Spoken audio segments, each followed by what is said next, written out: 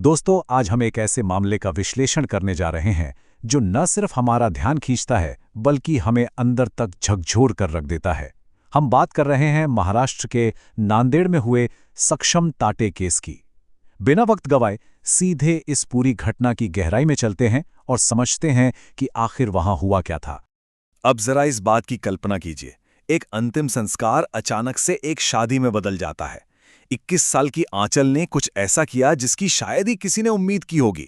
उसने अपने 20 साल के साथी सक्षम के शव के साथ उम्र भर साथ निभाने की कस्में खाईं और उसकी मांग सक्षम के खून से भरी गई। ये सच में बहुत ही दिल दहला देने वाली सच्चाई है। आइए थोड़ा पीछे चलते हैं और देखते हैं कि ये पूरी कहानी शुरू कहां से हुई। 3 साल आंचल और सक्षम ने ये 3 साल एक साथ बिताए थे। आपको बता दें कि ये दोनों इंस्टाग्राम के जरिए मिले थे और वहीं से इनका रिश्ता गहरा होता गया। इन्होंने एक साथ अपनी पूरी जिंदगी बिताने के कई सपने देखे थे, तो ये कोई रातों रात लिया गया फैसला नहीं था, बल्कि एक बहुत ही गहरा और लंबा रिश्ता था। लेकिन हर कहानी की तरह यहां भी एक बहुत बड़ी सामाजिक रुकावट थी। सक्षम उस बैकग्राउंड से था जिसे आम बोलचाल में अक्सर जय भीम वाला कह दिया जाता है, यानी वो दलित समुदाय से था और उसने बौद्ध धर्म अपना लिया था। वहीं दूसरी तरफ आंचल का परिवार हिंदू था और यही वो अंतर था जिसने आगे चलकर एक बहुत बड़ी दीवार खड़ी कर दी। अब यहां एक बहुत अहम मोड़ आता है। आंचल के पिता ने साफ कह दिया था कि अगर सक्षम को आंचल से शादी करनी है तो उसे अपना धर्म बदलकर हिंदू बनना ही होगा। एक तरह का अल्टीमेटम दे दिया गया था। और चौंकाने वाली बात यह है कि आंचल के मुताबिक सक्षम उसे इतना चाहता था कि वो शादी के लिए अपना धर्म बदलने और इस शर्त को पूरी तरह से मानने के लिए एकदम तैयार था। अब देखते हैं कि कैसे इस परिवार के रवैये ने एक बहुत ही खौफनाक और धोखे भरा मोड़ ले लिया। कभी कभी हम बाहर से कुछ और देखते हैं और अंदर कुछ और ही चल रहा होता है। एक तरफ आंचल का परिवार सक्षम के साथ बहुत अच्छा बर्ताव करता था। वे साथ घूमते थे, साथ खाते पीते थे और शादी कराने का पूरा भरोसा भी दिलाते थे। लेकिन दूसरी तरफ आंचल के दावों को सुने तो उनकी असली मंशा कुछ और ही थी। वो लोग बस एक सही मौके की ताक में थे ताकि सक्षम को हमेशा के लिए रास्ते से हटा सकें। आंचल के इन शब्दों को सुनकर ही उसके दर्द का एहसास होता है। वो कहती है कि उन्होंने उसे यकीन दिलाया था कि सब ठीक है। वो मेरे पिता की बहुत इज्जत करता था। सोचिए, सक्षम ने उन लोगों पर कितना अंधा भरोसा किया होगा जिन्हें वो अपना परिवार मान चुका था, और उसे भनक तक नहीं थी कि उसके खिलाफ क्या साजिश रची जा रही है। लेकिन कहानी सिर्फ परिवार तक सीमित नहीं है। अब जो आरोप पुलिस पर लगे हैं वो यकीनन आपको हैरान कर देंगे। आंचल के मुताबिक इस पूरी ट्रेजेडी में पुलिस की भी कथित तौर पर सीधी भूमिका थी।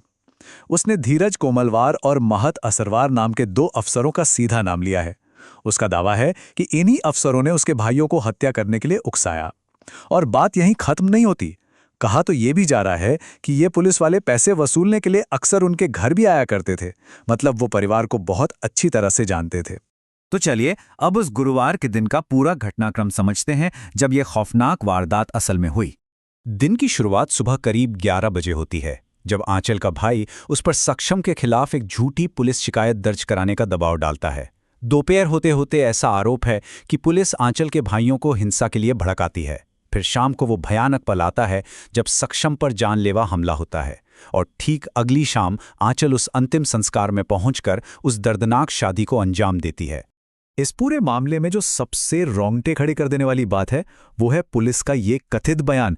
बताया जाता है कि जब आंचल ने झूठी शिकायत करने से मना कर दिया तो पुलिस वालों ने उसके भाई से कहा, उसे मारकर यहां आओ, तब मैं कुछ करूंगा।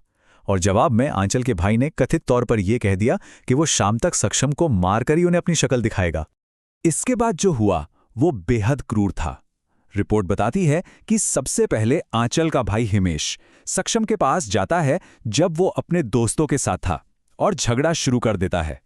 फिर वो सीधे उसकी पसलियों में गोली मारता है और आखिर में वो एक भारी टाइल उठाकर सक्षम के सर पर दे मारता है, और उसी पल उस 20 साल के लड़के की जान चली जाती है।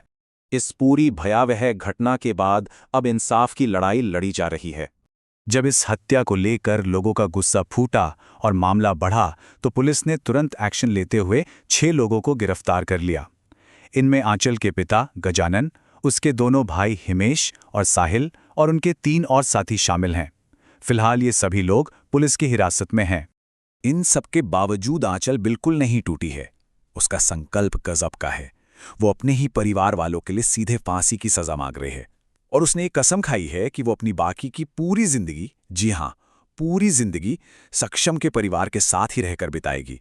हमारा आज का ये विश्लेषण हमें एक बहुत ही कड़वे और गहरे सवाल के साथ छोड़ जाता है। क्या आज के ज़माने में भी महज अलग जाति या समुदाय से होना इतना बड़ा गुनाह है? क्या धर्म और जाति में सच में इतनी ताकत होनी चाहिए कि वो किसी की जान ले लें? इस पर ज़रूर सोचेगा। आज के लिए बस इतना ही, फिर मिलेंगे।